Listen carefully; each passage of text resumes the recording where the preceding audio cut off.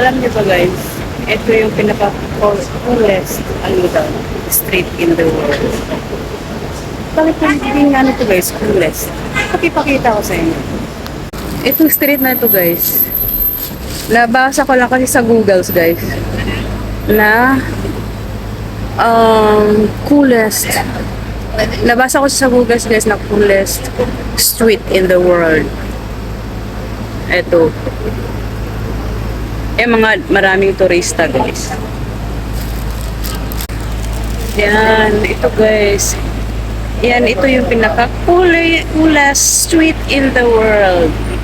Yan. Papunta doon.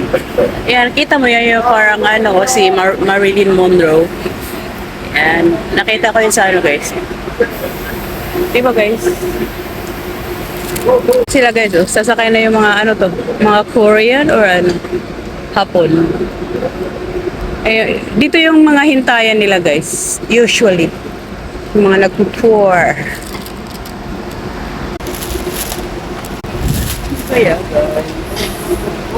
Yan, sila.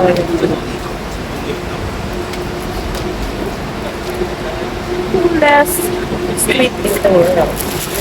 Diba ang daming tourist bus.